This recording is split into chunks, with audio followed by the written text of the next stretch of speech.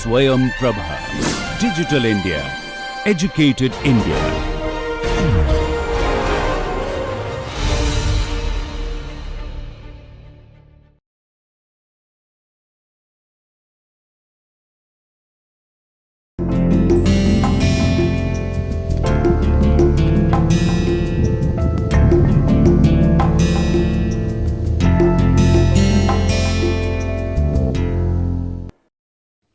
So, in the last class we had just begun analyzing the electrodynamic lumped parameter model of an acoustic transducer.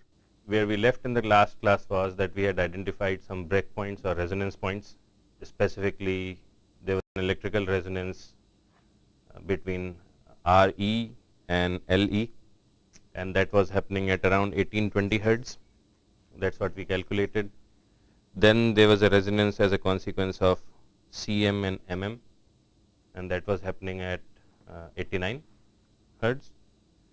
And then an acoustic resonance because of MA and RA, that was occurring at 717 hertz or something like that.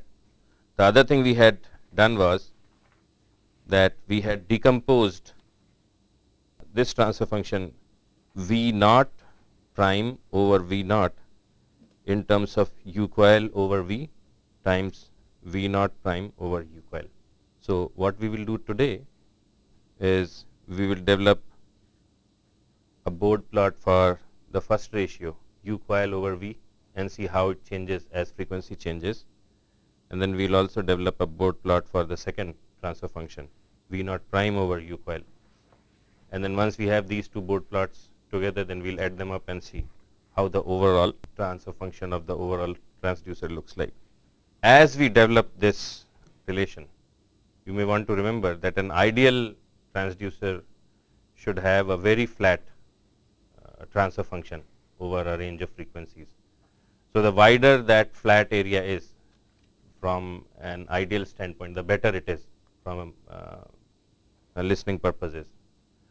The other feature of a good transducer would be that not only it should be flat, but it should be as high as possible, because what that means is that if I send in a little amount of electrical energy, it gets converted into more and more of sound.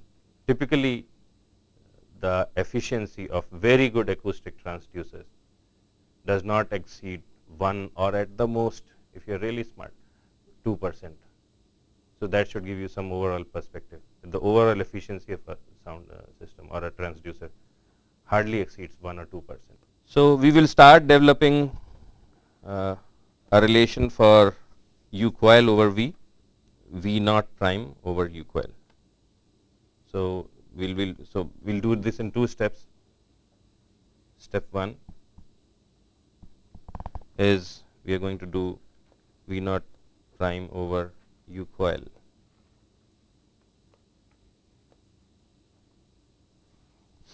Now, when I look at this circuit, my V naught prime is the voltage across this acoustic resistor RA over AC square, and U coil is basically just the voltage across the transformer after the electrical circuit, right?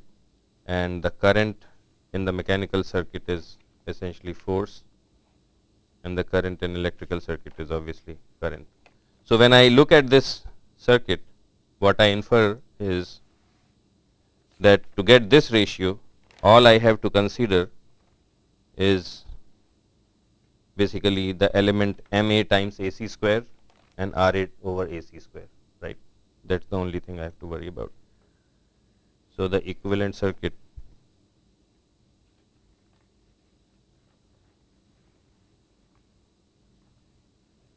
is something like this. So, this is MA times AC square, and this is RA over AC square. My input voltage will be in this case U coil, and what I will be measuring and what I am interested in is V naught prime. So, this, just for sake of simplicity, is something like this. I mean, I have just simplified the notations, right?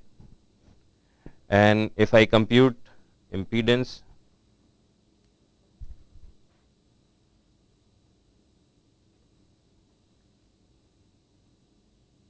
if I compute the impedance and I try to find the ratio, the relationship which I get is V naught prime over U coil comes to is complex frequency times capacitance, which is I have noted as M times R over 1 plus S M R.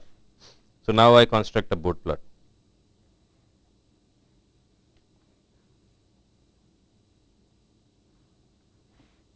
So on my horizontal axis I have logarithm of omega, and in my vertical axis I have decibels.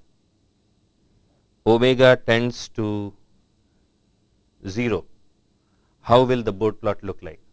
As omega, or that is S, which is j omega, as omega goes towards 0, the low frequency asymptote, how will it look like? It will go through the origin and it will be a straight line with a positive slope of 20 decibels per decade. And once it crosses a certain threshold, then as omega goes towards infinity, what happens? This ratio essentially converges to 1, right, at infinity. So log of infinity, log of 1 is 0. So the high frequency asymptote is something like this. And this, what is this value? 0. 0 decibels. What is this break point? This point? 1 over MR, right? What was the 717 hertz? We had calculated. Okay. So this is my board plot for V naught prime over U coil. Let's call this figure A. So we have finished developing a board plot for the second portion, which is this. Now we will do for this one. In the second step, step 2, what we are going to compute is a board plot for U coil over V. In the last class, we had found that there was a resonance happening at 89 hertz, right? So below 89 hertz, U coil over V is, this is my V and this is U coil. Below 89 hertz, what is going to happen is that most of the current is going to pass through CM, the mechanical inductance. The impedance due to MM, RM and all these things will be extremely high. For F less than 89 hertz, my equivalent circuit is going to look like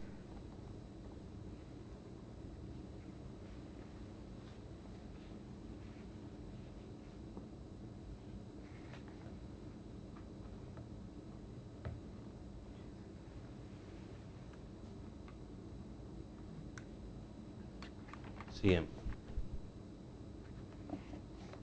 and that's my U coil.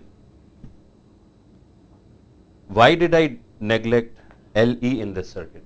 I dropped out LE in this circuit. On the electrical side, I have not included LE. Why have I done that? LE becomes important as we had calculated after 1820 hertz. Below 1820, RE is going to dominate, right? So I can neglect the impact of LE for F less than 89 hertz. The board plot in this case is going to look like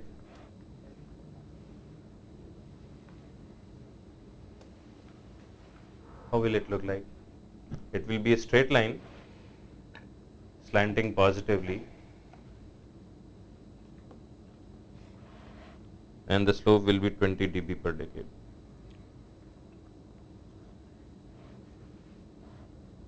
And this is 89 hertz.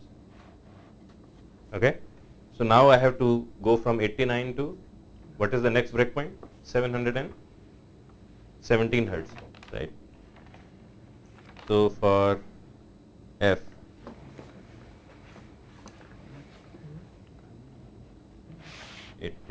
hertz is smaller than F, and that is less than 717 hertz. So my electrical circuit is going to look like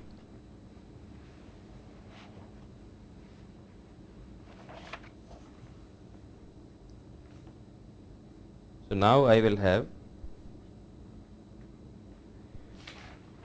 the capacitor mm,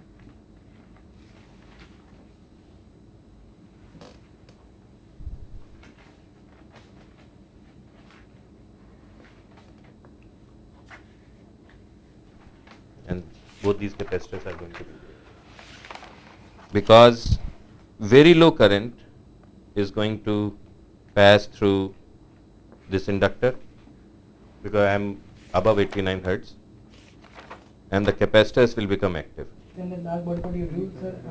Why the upper line, why the horizontal line was a 0 dB line? Which one? In an asymptotic sense. So like if you draw individually all the like S and then MR and then. So as S becomes infinite, the numerator is becoming more and more, as S tends to infinity, numerator and denominator, they become more and more equal. So their ratio goes to 1, regardless of the values of M and R.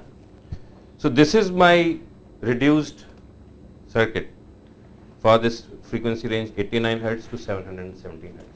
Again, this is V and this is U coil. So my board plot in this case,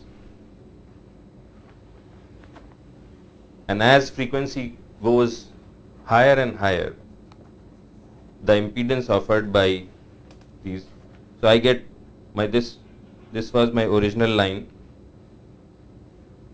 going up to 89 hertz, then I have a negative slope, and the negative slope is 20 dB per decade, and this is going up to 717 hertz. So again, on the horizontal axis I am plotting logarithm of omega, and on the vertical axis I have decibels, and this is still U coil over V. So we know response below 89 hertz, response above 89 hertz up to 717 hertz. We could ask ourselves a question that what happens at 89 hertz specifically. So that is what we will, once if we know the answer to that, we will know this value, how many dB is at 89 hertz. So that is what we will find. So what happens when F equals 89 hertz? So at 89 hertz, on the other side, above the beyond the transformer, the circuit will look like, there will be a capacitor, there is an inductor which is mm, capacitance is, so I have capacitance of mm, inductance of cm, and resistance of 1 over rm.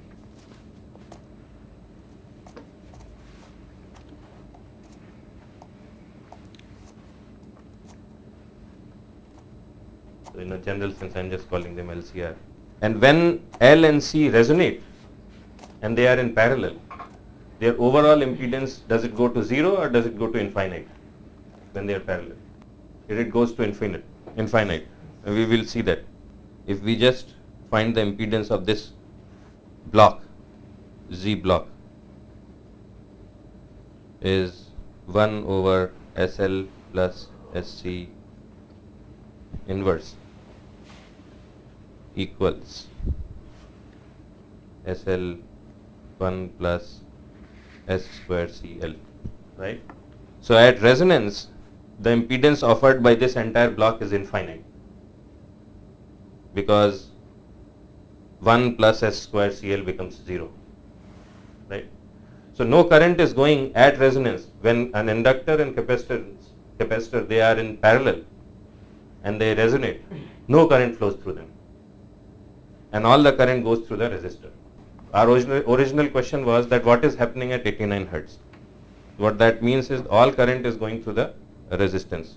So just at 89 hertz, my equivalent circuit is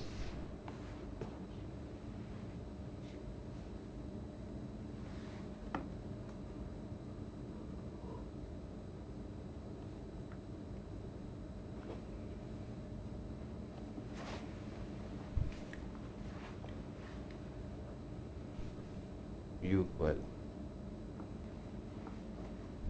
For this one, if I actually compute the value, I get U coil over V equals 1 over 9 times 162 over 162 plus 8. I am just basically plugging in the values which we had recorded earlier. So this comes to 0.1059. In decibels, it becomes, so if this is W1, then W1 becomes 20 dB 0.1059 log minus 20 dB above. So I go back and modify this graph, and I make this peak value minus 20 dB. One note of correction, in all these cases, the value here is a resistor.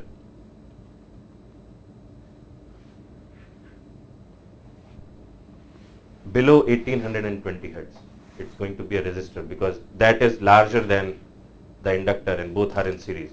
So this also needs correction. So I apologize.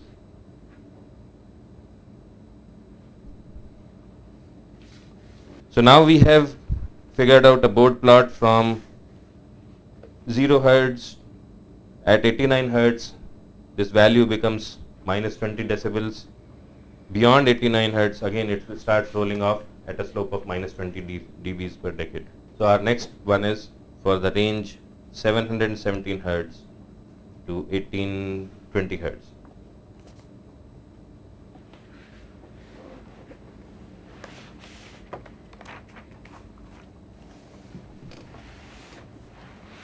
So again, looking at making judgments which components to include, which components should not be included, my equivalent circuit looks like this. The only thing I have is mm.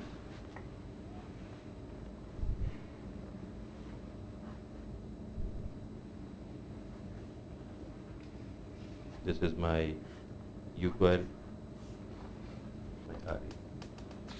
Is everyone clear why this is the case? The board, basically what this picture tells me is that the board plot will not change its characteristics beyond 717 hertz also. The slope will continue to fall at the same rate, the value.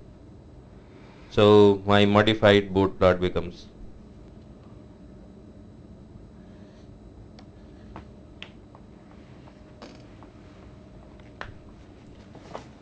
'89 hertz, and it keeps on going till 1820 hertz.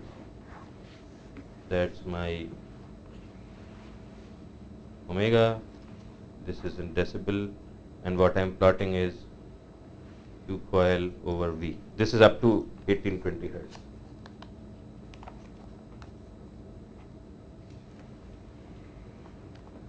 Finally, for F greater than 1820 hertz,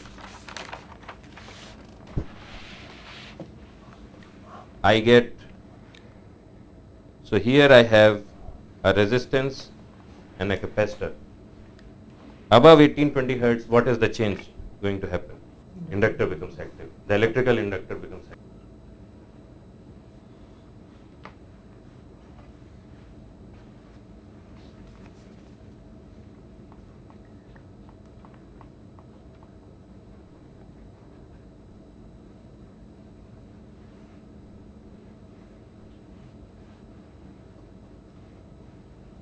And the slope of this line will be what? It will have a slope of minus 40 decibels, because now I have two. Earlier we had seen that if I put a capacitor and inductor in series, which is the same case here, the slope becomes minus 40. So I will go back and modify, actually I will make a new one.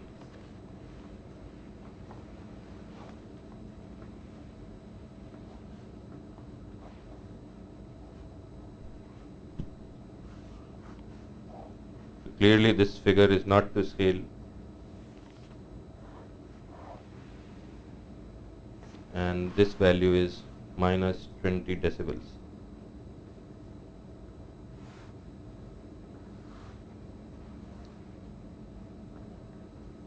So again, this is U coil over V. We started with a fairly, not a very complex circuit, but a fairly complex circuit, but just by identifying the breakpoints, decomposing our transfer function into small manageable ratios. We have been able to plot the board plots for all the components which are going to play a role. So now what I am going to do is, I am going to find the board plot for the entire function, which is essentially a sum of those two board plots. My final board plot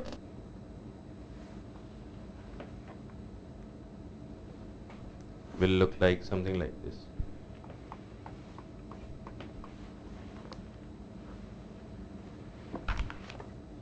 So this final board plot will be a plot of V naught prime over V.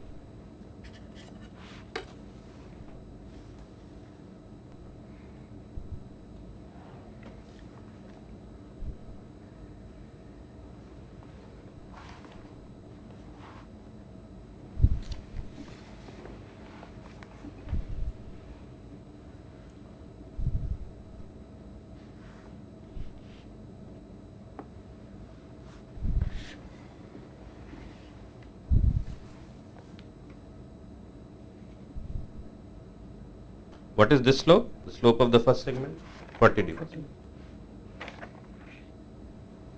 And this is 20 decibels.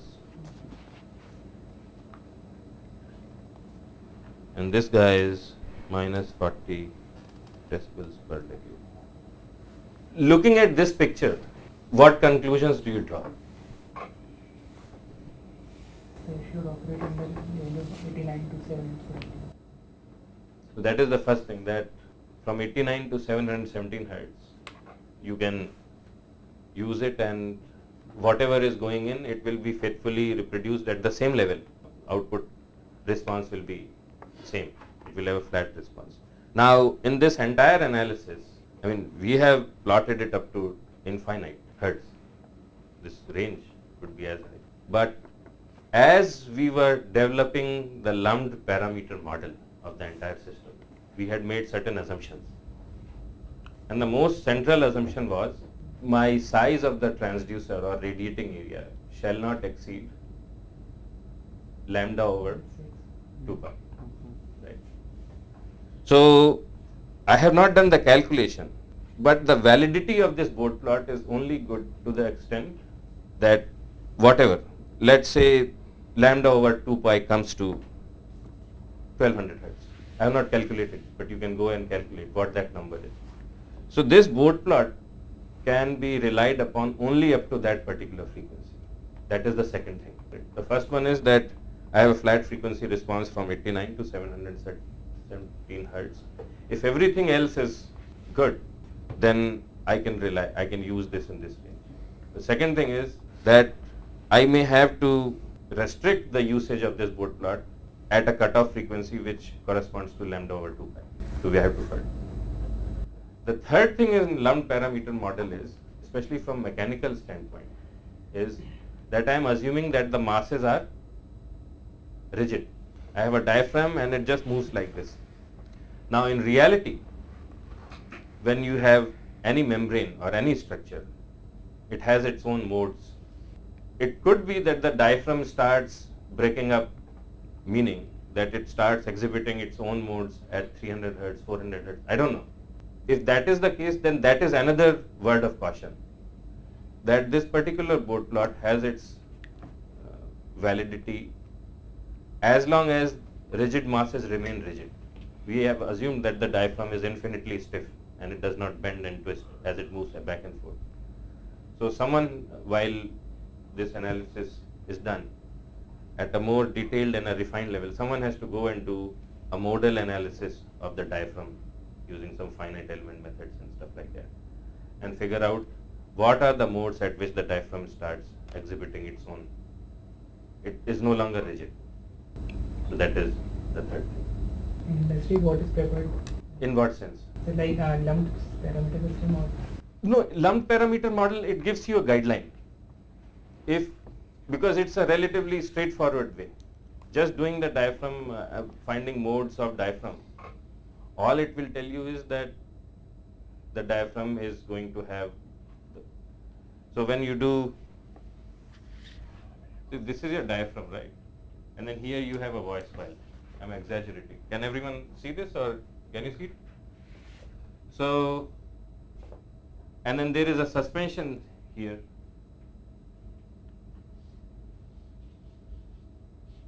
So it's like a spring. So when you do, and then there is also a suspension here.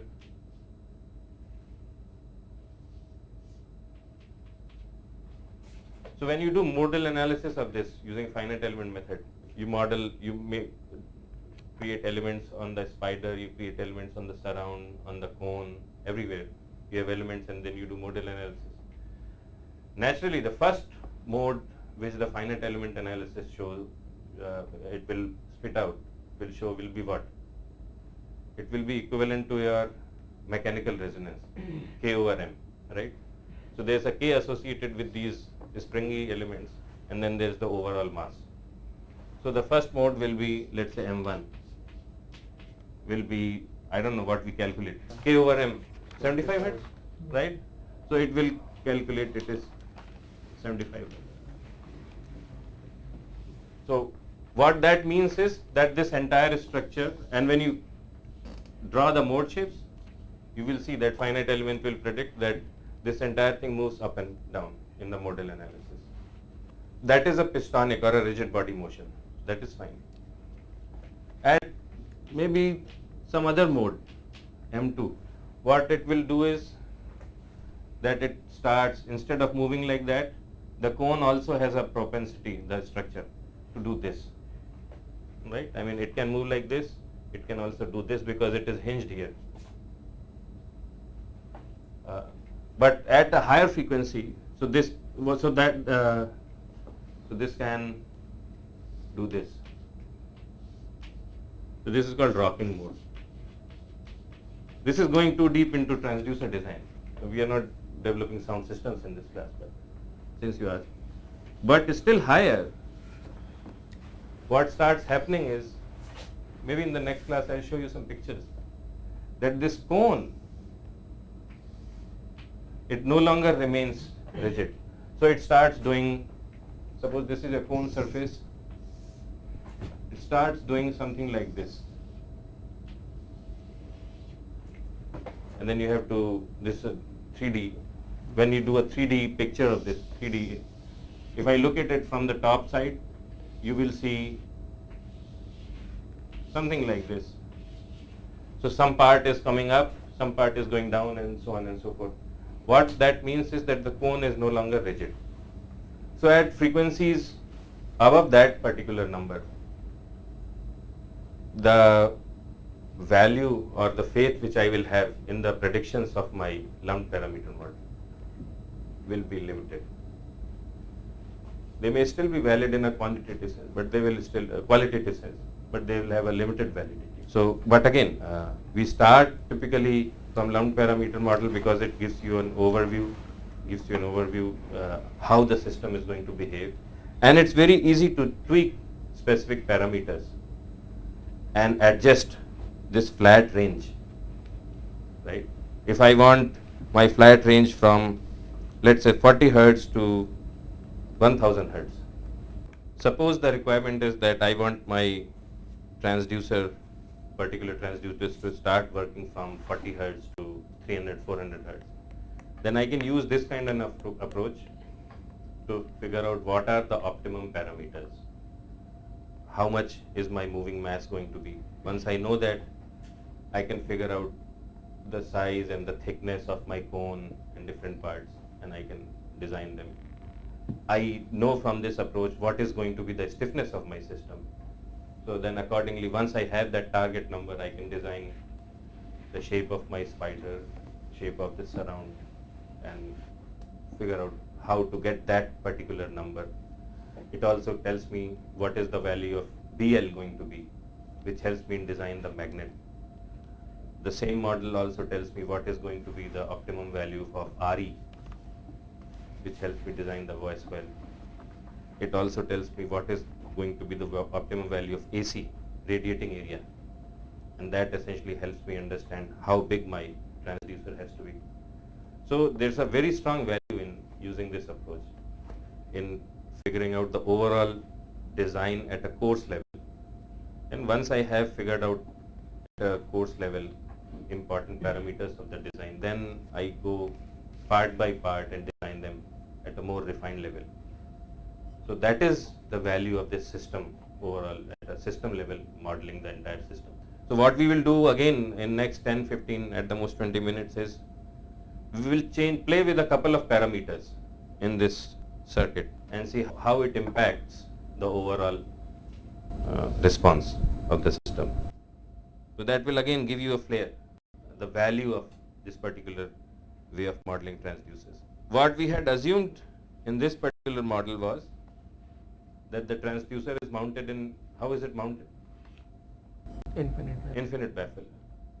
So you have an infinitely large wall, it's mounted there, the wall is rigid, it does not move back and forth, and the speaker is radiating sound outside in the positive half plane. Now in a real application, you don't have infinite baffles. So in a lot of conventional systems, you may have seen big boxes, right, where they mount these speakers. So what we'll try to find out is what does that do to the performance. Transducer in a box or sealed enclosure.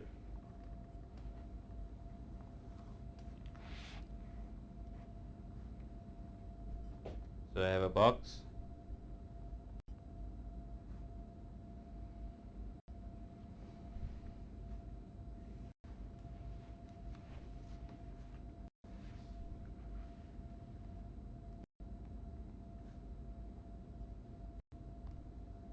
And this diaphragm is moving in and out.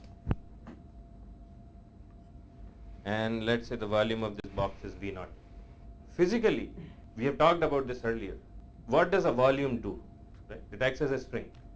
So I have this entire circuit, and the stiffness of this spring is V0 over rho C square. And if I have to remove that transformer, I also put an AC square in the denominator. So this is acting like a inductor. This inductor is going to be parallel. Will it be in parallel to the mechanical inductor or in series to the mechanical inductor, which is the spring? It will be in parallel. If you add two springs in series, the overall stiffness, does it go up or does it go down? It goes down, right? If you have the two springs in parallel, the overall stiffness goes up. So what this box is doing is it's going to increase the overall stiffness. Physically, I'm trying to explain. All I have to do here is I have to add one more element. I'll just erase some things so that I can put in more stuff. I will put one more compliance member, and this will be CB.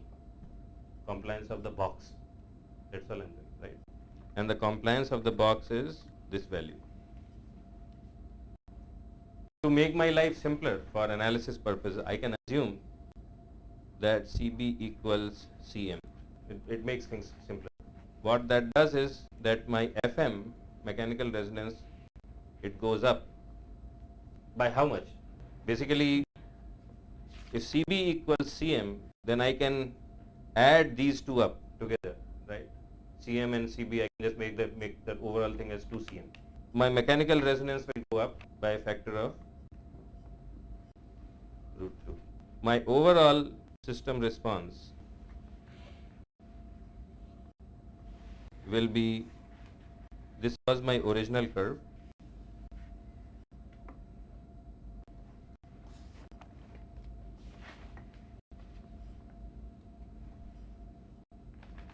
Hz. Basically what I will get is, I will get another parallel line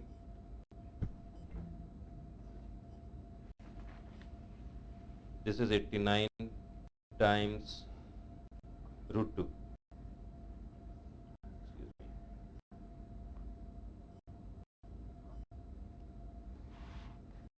89 times √2, that is, this is my omega log omega decibels.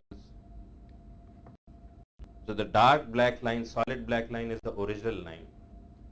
This dotted line, it corresponds to the performance of the transducer in a box whose stiffness is same as the stiffness of the original transducer. So if that is the case, then this gap A prime is off by half octave. An octave is a factor of 2, right? So it's half octave. √2 times √2 is. This drop of 6 decibel. So basically what you have done is, once you put the system in a box, you have reduced the operating bandwidth of the transducer at an optimal level. So that helps you understand why in conventional systems people put them in boxes which are very large, so that the additional stiffness exerted by the box onto the whole system is as low as possible. If my stiffness becomes large and large, this A prime moves towards point B. A prime moves towards B.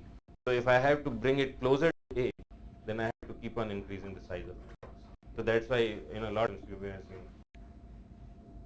auditoriums, I mean, sometimes they have boxes as big as a room itself. Sometimes, I mean, height of the room is something comparable to the height of the box. So that is the motivation. We'll do one or two. Another one is what they call a ported box.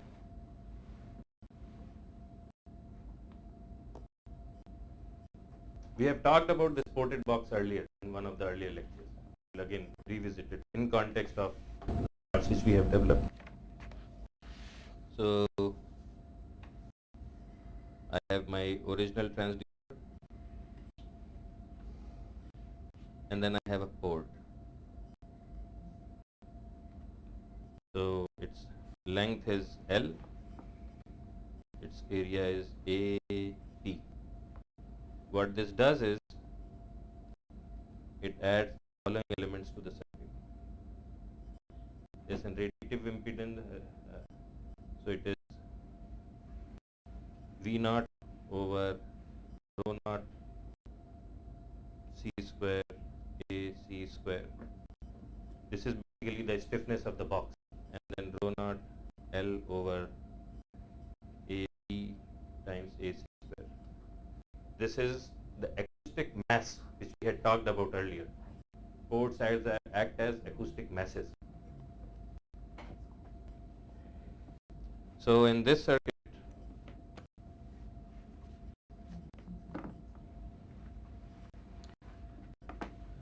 what I am going to do is, I am going to add this additional circuit.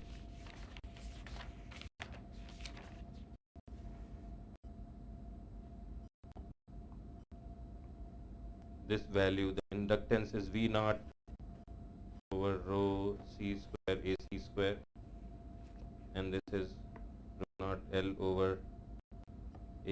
times AC square. AC square will be in the numerator. Since become impedance becomes by A square. So for Okay, it's an LC circuit.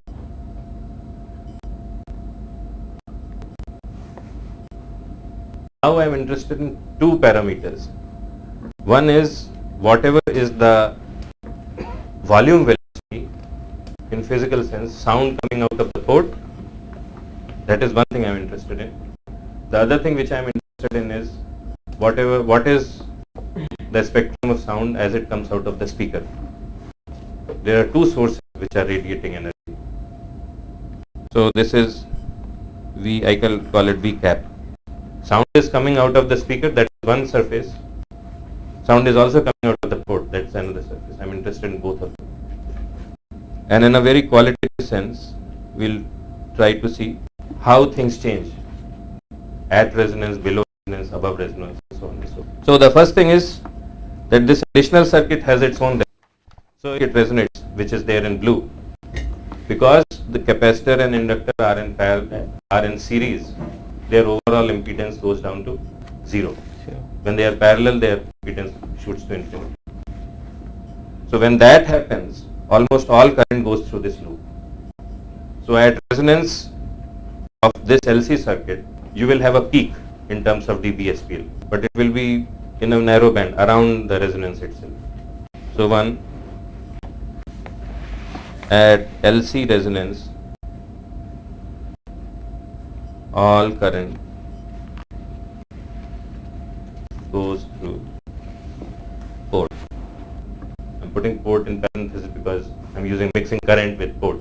Second, think about it physically. What happens when frequencies are extremely low? When you have very low frequencies, meaning below mechanical resonance, when the speaker is moving out, there will be a vacuum which will get created in the or low pressure condition which will get created in the box, and air will come in from the port and it will go in.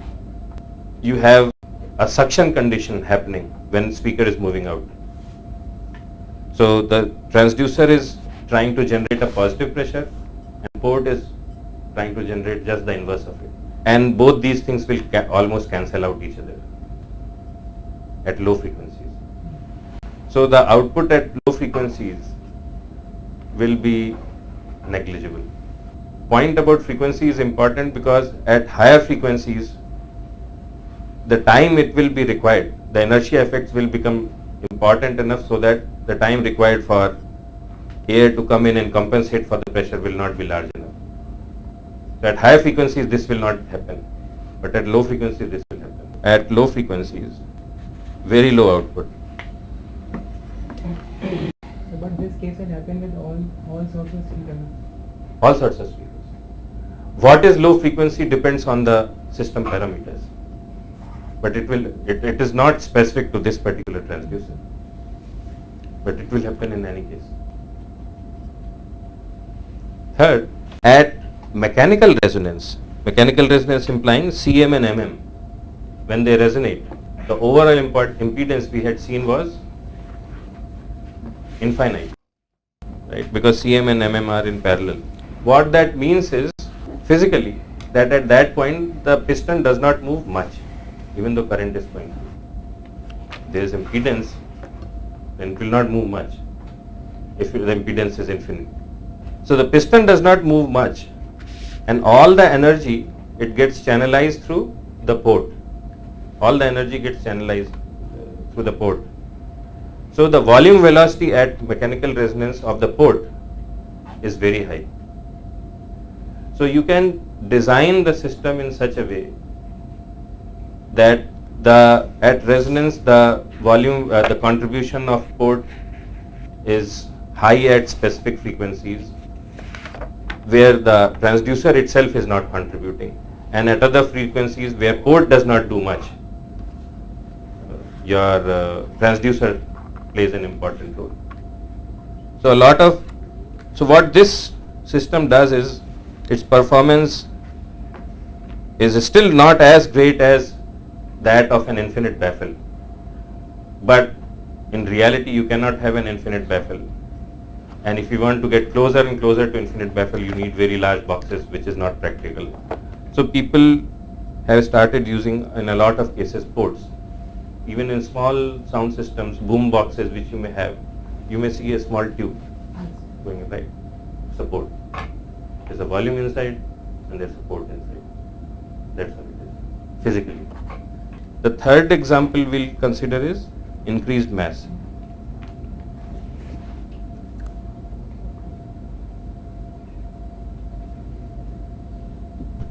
By mass, I physically mean mass of the cone, mass of voice coil, part of the mass of these springs. What happens if I increase them without increasing or changing other engineering parameters, specifically resistance, stiffness, and all those numbers? When you increase your mass, your resonance is going to come down.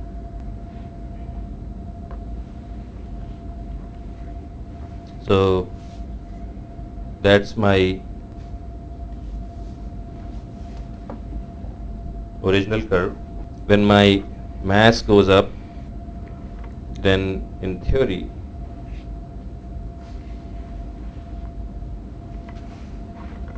my curve looks like this. What I get here is that at a reduced resonance I get some extra decibels. This is about, if I increase my mass by, if I double it, then I get an enhancement of about 3 decibels, which is significant. My overall broadband response goes down by 6 dB, but my operating width becomes a little larger. My operating width becomes a little wider. So this is a good story as well as a bad story. Good story because my operating width has become a little larger. So what I can do is that to get to the same sound performance pressure level, I can put in more power and I can get more energy, more sound energy for a wider band. The bad thing is that I have to put in more power. This is what I wanted to cover in today's lecture. I also wanted to quickly recap on an assignment problem which I had given in one of the earlier assignments. And the question was, I think that merits a little bit explanation. The question was that if I have a ball of radius r0, this was in assignment 5, and it's pulsating uniformly and it emits an energy such that at radius r1 the total pressure, not pressure, the power output is something like this.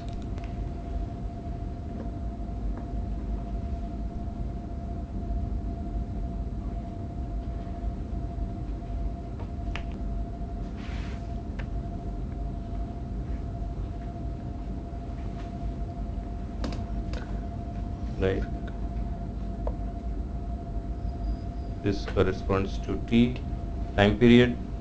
What I am plotting here is power per unit area.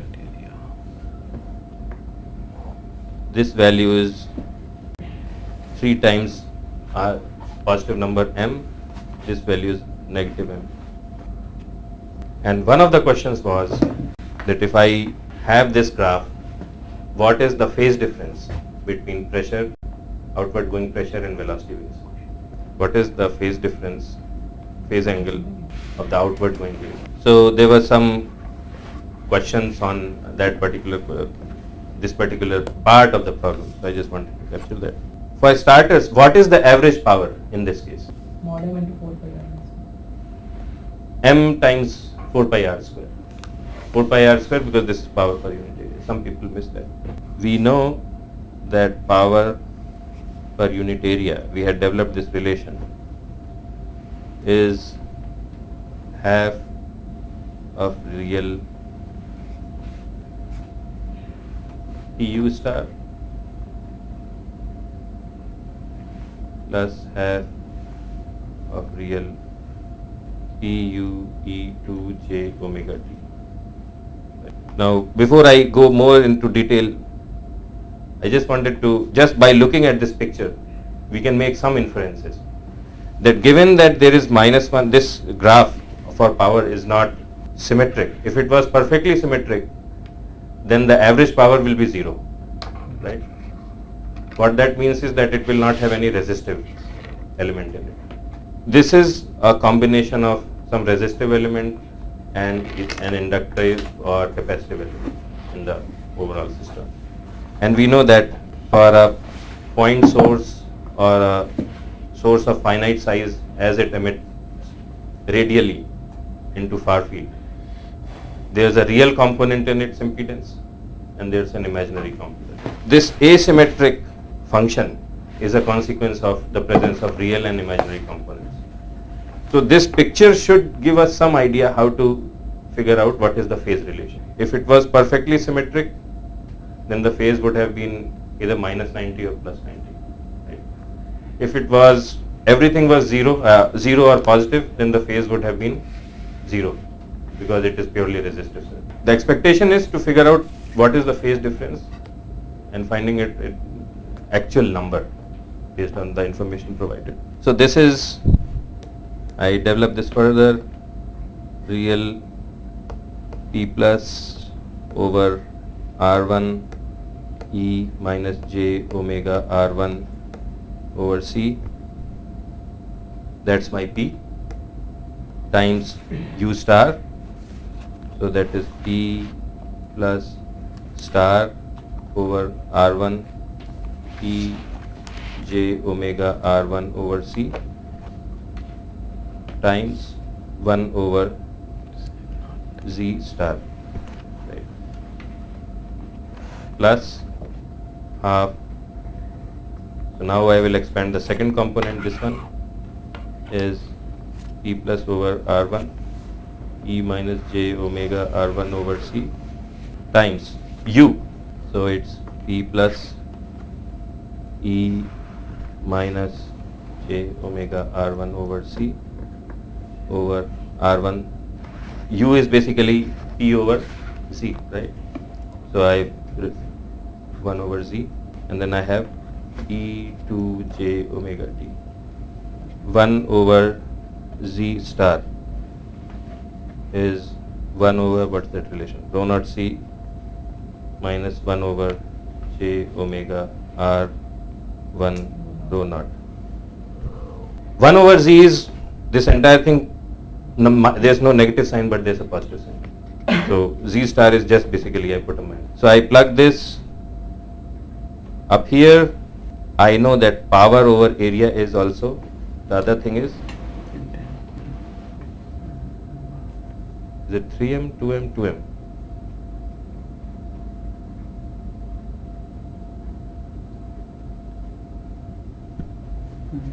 This is also power over area, right? From this graph. The average power is m, which is, and the transient component is 2m cosine 2 pi t over t. So I put all this in this original relation, and what I get is m plus 2m cosine 2 pi t over t equals my first component, which is real pu star, half. So that gives me p plus over r1 square 2. Why do I do that? Because p plus times p plus star gives me the modulus. Real 1 over rho naught c minus 1 over j omega rho naught r1 plus. So now I am writing the transient component 2r1 square. Now before I expand, I just wanted to make a small comment. I am assuming when I am developing this relation, the transient portion of, I am assuming that Z is modulus times E J phi. I can assume that. So with that assumption, I get 1 over Z E J 2 phi. I think this is minus 2 omega R1 over C plus 2 omega T. Okay? So in the second term, now if you taken P plus mod as common, because so it will be P times U, and P times U is P plus Y, not the mod of P plus Y. Say that again. So it's P plus, P plus times P plus. yes, so it's not of mod of P plus, so it's P plus Y. P plus star ऊपर है. Second term doesn't contain star, so Second term does not contain star. I am assuming, okay, yes. So as I said, I am assuming that P plus is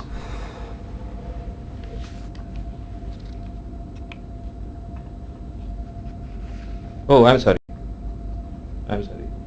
P plus is what I get is, so I have two sides in the equation, and now what I'll do is I'll just equate the steady state part with the steady state part as the first step. So let's call this equation 1.